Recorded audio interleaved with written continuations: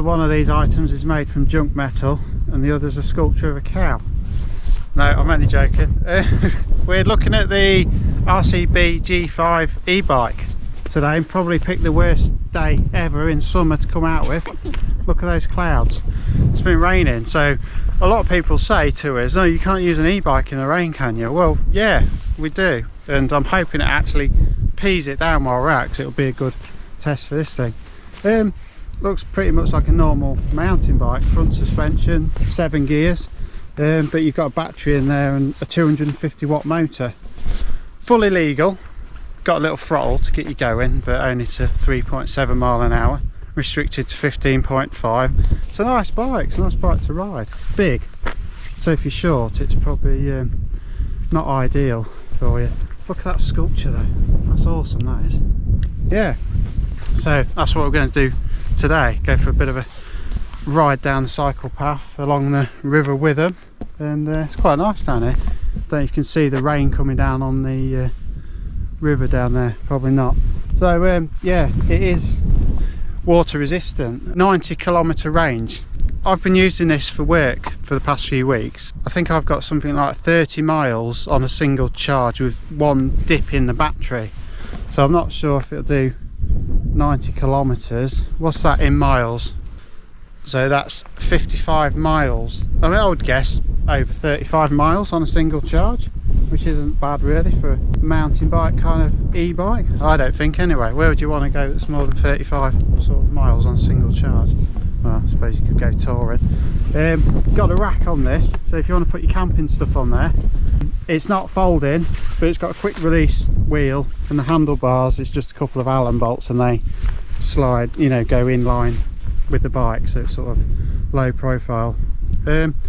Comes with this as the accessories, so the pump, the lock, tools, stuff like that. Right, I don't know if you can see that, it's starting to get heavy now, so I'm going to get riding and yeah, have a little talk about what it's actually like to ride. Right, let's go.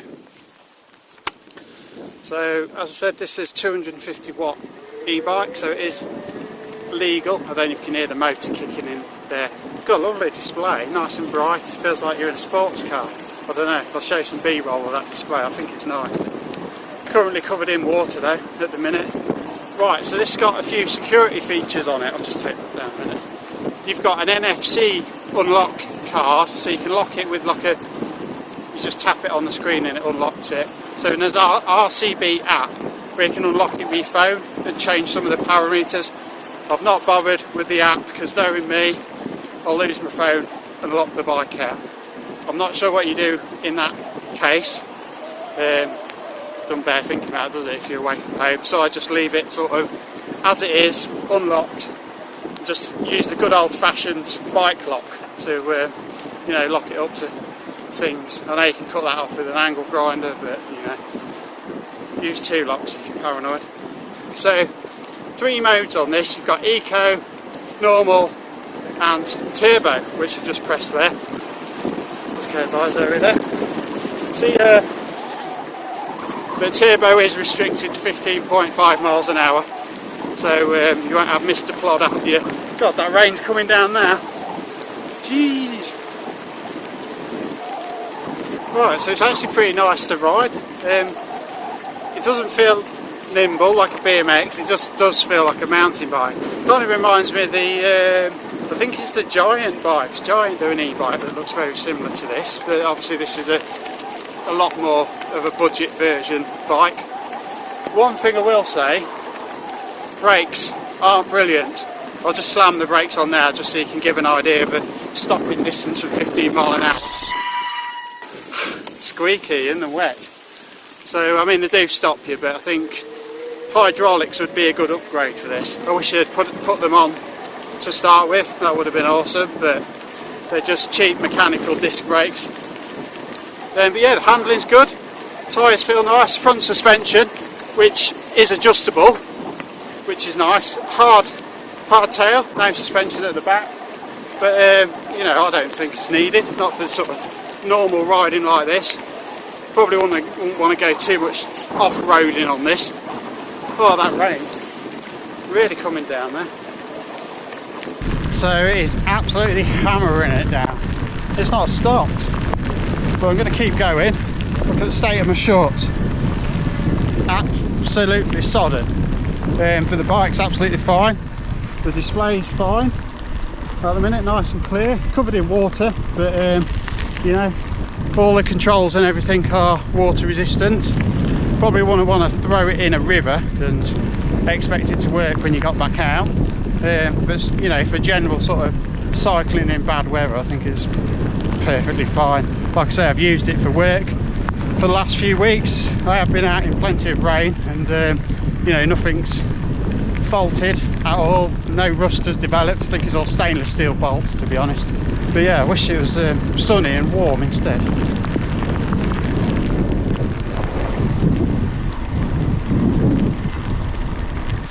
Right, so I think we can safely say the RCB G5 is waterproof or water resistant. We've been out in this best part of probably 2 hours, would you say?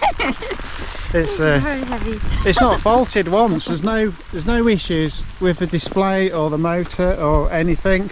So let's just turn it on there. There we go.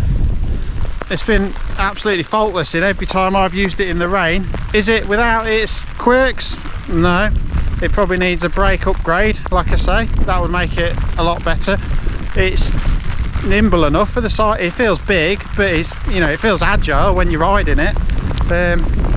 But yeah, if you're worried about using it in the rain, don't. It's certainly capable. You've rode it a little bit as well, haven't you? I have, yeah. It's a big bike if you're small. I'm like 5'4", so it feels quite tall, but it's definitely comfy and it's rideable, yeah. Yeah, I would say it's probably more of a bloke's bike.